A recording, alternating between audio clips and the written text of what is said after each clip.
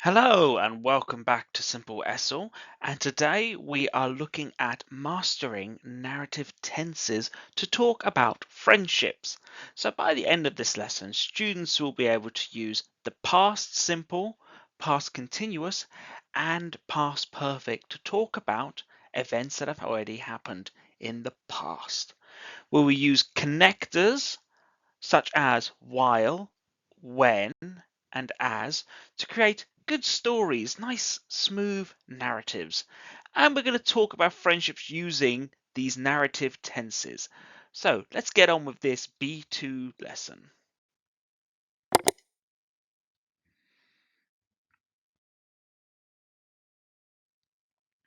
Now, why is this important? Why do we need narrative tenses? They help us to tell stories. They help us to build connections and improve communication.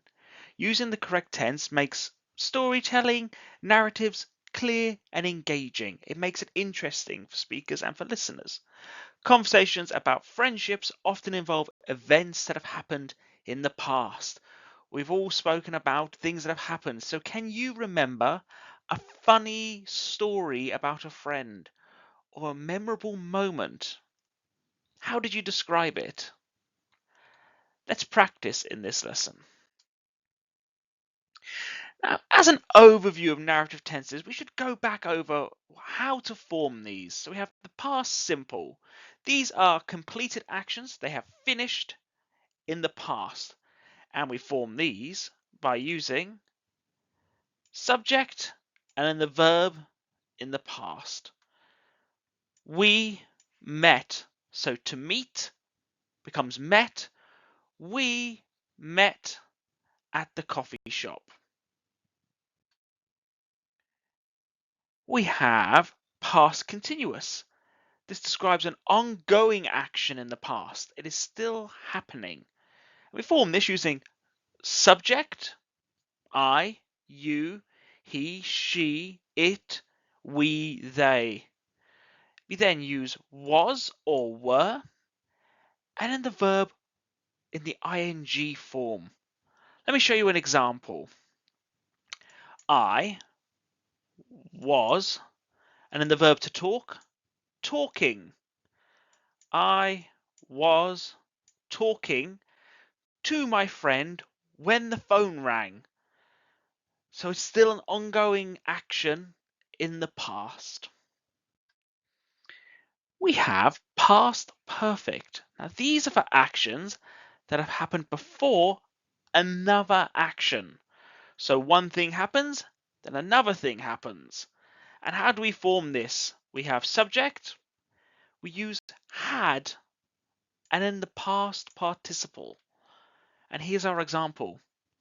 I had, and then to know in the past participle, known her for years. And then here's the next action, before we became close friends. So these are actions that have happened before another past action. I had known her for years. The next event, we became close friends. Now, when we're using this language, we can use connectors to show time in relationships. We can use when. So this introduces a past simple action that interrupts, that stops another action. So I was walking home when the thing that stops it, I saw my old friend. So I was walking, stop, there's my old friend. When is used to introduce a simple action that stops, interrupts another action. We also have while. Now, while can be used when two things or many things are happening at the same time. We're going to say two things for the purpose of this lesson. So describe two ongoing actions, things that are happening at the same time. While I was studying, I was reading my book, my friend was watching TV. Two things at the same time. And we have as. So this puts emphasis, it really heightens actions happening at the same time, or the cause and effect. So simultaneous actions or cause and effect. What do I mean by this? Let's have a look at an example. As I was leaving, she arrived. So it's really putting the emphasis that I'm going. As I was going. That's the focus of the sentence. Then she arrived. So actions and cause and effect can be used with as. Let's try identifying some tenses. I would like you to fill in the blank and use past simple, past continuous, or past perfect in these situations, in these scenarios. So, while I to school, it started to rain. Now, if this was past continuous, how could we fill in this blank? While I, past continuous, you want to use was. While I was walking, we have the subject, we have was, and we have the verb in the ing form. To walk, walking to school, when it started to rain. So two things happening at the same time, an ongoing action. I was walking to school, it started to rain. I meet my best friend when we were in college. Now, are these things that are finished? We finished college, so it's past simple. How can we fill in this blank? I met my best friend when we were in college. So we have subject and there the verb form there. To meet, in the past, met. Now, by the time we go to the park, the game starts. So it's one thing leading on to another. This would be past perfect. By the time we got to the park, the game had started. So we have had, we have past ed verb form. By the time we got to the park, the game had started. The subject being the game. It had started. We talk when he suddenly left. So something happened that led on to another thing. What would this be? Is this past continuous, past simple, or past perfect? This would be past continuous. We were talking when he suddenly left. Subject, were, and then verb ing form. Let's do this as our final one, I think. I never see such a beautiful place before. If this was past perfect, how could we fill this in? We need to use had and the past form of the verb to see. I had never seen such a beautiful place before.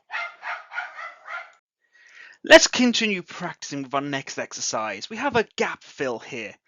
Complete the sentence with the correct form. We're going to use the verb in the brackets, in the parentheses. I walk to the store when I bump into an old friend. So how could we finish in these blanks? I was walking to the store when I bumped into an old friend. So you have I was and the verb ing, and then we have to bump in the past tense. I bumped into an old friend. While she cook, the phone ring. So she's doing an ongoing action. So we want was and ing, and in the past tense of ring. She was cooking. The phone rang. Let's try another one. By the time we arrive, they finish their dinner. By the time we arrived, they. So we want to use had. They had finished their dinner. The subject they, using had, past tense of to finish, finished. Add an ed on the end. As I read, the lights went out. So we want to use was.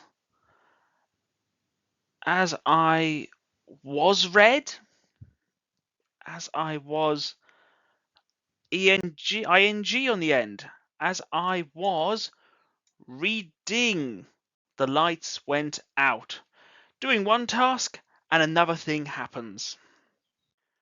Let's take a look at our final example.